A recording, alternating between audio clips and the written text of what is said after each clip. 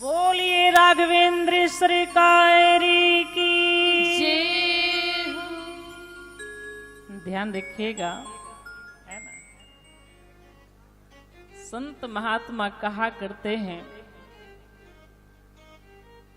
कि भगवान के नाम में कंजूसी नहीं करनी चाहिए।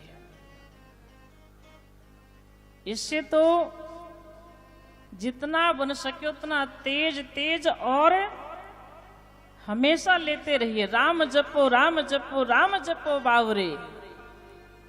श्री तुलसीदास जी महाराज कहते हैं राम जपो, इसमें संकोच क्या करना है। इस भवसागर से भगवान का नाम ही हमें पार करेगा। परमात्मा के नाम का सहारा लेकर के ही हम ये भवसागर पार करेंगे। कोई व्यक्ति ये सोचे कि मैं भगवान का नाम छोड़ दूं और मुझे मोक्ष की प्राप्ति हो जाए, तो यह संभव नहीं है। राम नाम अविलंब बिनु परमारथ की आस, तुलसी बारिद बूंद गह अचाहत चढ़न आकाश। श्री तुलसीदास जी महाराज दोहाबली रामायण में कहते हैं कि हम भगवान के नाम को छोड़ करके मोक्ष को पाना चाहते हैं। ये तुम्हारा सोचना वैसे ही व्यर्थ है जैसे हम धरा पर बैठे बैठे देखते हैं कि आकाश से जल की बूंद आती है और हम आप यह सोचने लगे देख करके उस जल की बूंद को कि चलो इसी को पकड़ करके आकाश में चढ़ जाएं। तो क्या ये संभव है? आकाश से आई हुई जल की बूंद को पकड़ करके आकाश में नहीं जाया जा सकता है, यह संभव नहीं है। इसी तरह भगवान के नाम का सहारा लिए बिना मोक्ष को नहीं प्राप्त किया जा सकता है। इसलिए भगवान का नाम खूब लेना चाहिए,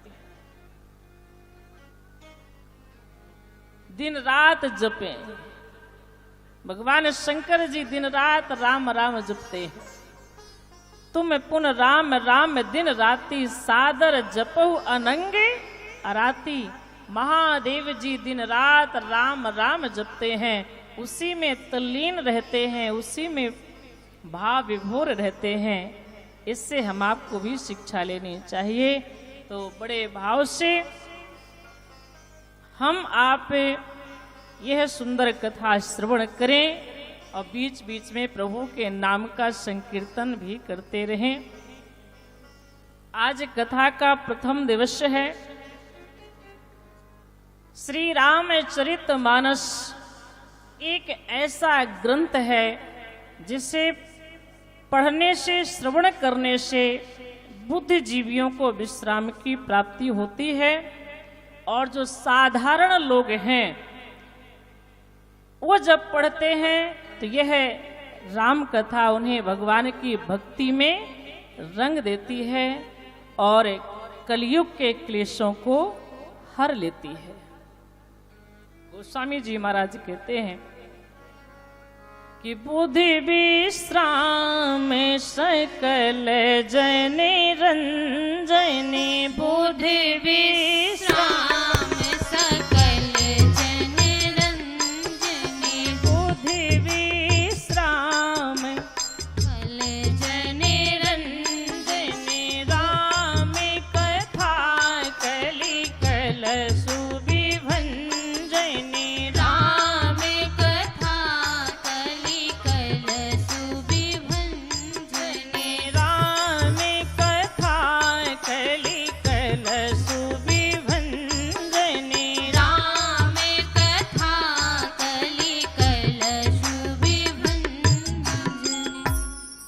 स्वामी जी महाराज कहते हैं बुद्ध विश्राम सकल जन रंजने, राम कथा कलि कलसु विभंजने।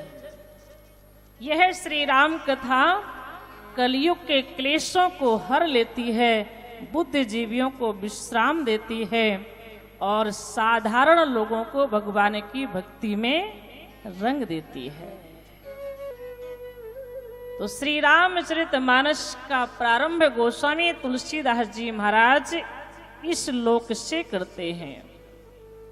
सर्वप्रथम गोस्वामी जी महाराज ने माता सरस्वती जी और भगवान गणेश जी की वंदना करते हैं। वंदे वाणी विनायको। किसी ने कहा कि शास्त्र बताते हैं कि जब कोई भी अच्छे कार्य की शुरुआत की जाती है तो भगवान गणेश जी की पहले पूजा की जाती है, ऐसी मान्यता है। प्रथम पूज्य हैं भगवान गणेश।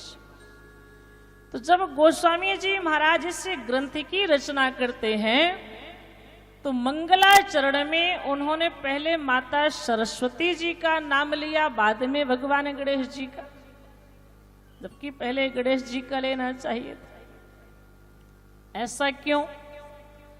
गोस्वामी जी महाराज ने कहा मैं पहले माता सरस्वती जी को प्रणाम करता हूं, बाद में गणेश भगवान को। क्यों? इसलिए कि गणेश भगवान प्रथम पूज्य देवता हैं। यह ज्ञान हमें कहां से प्राप्त होता है?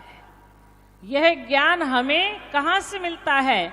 यह ज्ञान हमें माता सरस्वती की कृपा से मिलता है। जब तक माता सरस्वती कृपा नहीं करेंगे तो हमें कैसे पता चलेगा कि कौन देवता प्रथम पूज्य है, कौन बाद में पूजनीय है? एक ज्ञान तो माता सरस्वती से प्राप्त होता है। इसलिए मैं पहले माता सरस्वती की वंदना करता हूं, बाद में भगवान गणेश जी की। और इसके बाद उन्होंने भगवान शंकर और माता पार्वती जी की वंदना की। दूसरे श्लोक में भवानी और महादेव जी, इनकी वंदना किस रूप में करते हैं? गोस्वामी जी महाराज कहते हैं इनकी वंदना श्रद्धा और विश्वास के रूप में करते हैं। भवानी शंकरो वंदे श्रद्धा विश्वास रूपण। इसका तात्पर्य क्या है? थोड़ा ध्यान रखिएगा। गोस्वामी जी महाराज मानो हम आपको बताना चाहते हैं कि अगर आपको श्री राम जी की कथा श्रवण करनी है तो पहले आपके अंतःकरण में श्रद्धा को आना चाहिए, विश्वास को आना चाहिए। जब तक हमारे हृदय में श्रद्धा विश्वास नहीं होगा तब तक हमारे हृदय में भगवान की कथा बैठने वाली नहीं है। इसलिए पहले श्रद्धा विश्वास को लाइए, तब भगवान की भक्ति हमारे हृदय में आएगी। बिनु विश्वास भगति नहीं, अते ही बिनु द्रवहि न राम। राम कृपा बिनु सपने हूं, जीव न लह विश्राम। बिना विश्वास के भक्ति आ ही नहीं सकती है। इसलिए पहले भगवान शंकर और पार्वती जी की वंदना करते हैं श्रद्धा विश्वास के रूप में। फिर भगवान शंकर को गुरु के रूप में भी याद करते हैं। तत्पश्चात श्री हनुमान जी महाराज और आदि कवि वाल्मीकि जी की वंदना है। ये भगवान श्री राम जी की कथा रूपी वन में विहार करने वाले आदि कवि वाल्मीकि जी और भगवान श्री हनुमान जी महाराज हैं। तत्पश्चात गोस्वामी जी महाराज श्री जानकी जी की वंदना करते हुए कहते हैं उद्भव स्थिति संहार कारणीम क्लेश हारिणीम सर्वशेष करीम सीताम नतोहम राम वल्लभाम। श्री जानकी जी कौन है? जो सारे जगत का सृजन करती हैं, सारे जगत का पालन करती हैं, सारे जगत का संहार करती हैं, जो कलयुग के सारे क्लेशों को हरने वाली हैं, वो भगवान श्री राम जी के वाम भाग में विराजमान करुणामयी माता श्री जानकी जी को मैं नमस्कार करता हूँ, उनके चरणों को मैं प्रणाम करता हूँ।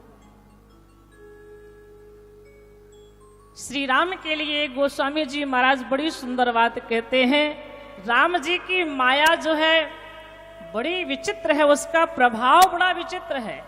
ध्यान रखिएगा। गोस्वामी जी महाराज कहते हैं कि भगवान श्री राम जी की माया का इतना प्रभाव है कि ये सारा जगत जो असत्य है यह हमें सब सत्य सा प्रतीत हो रहा है।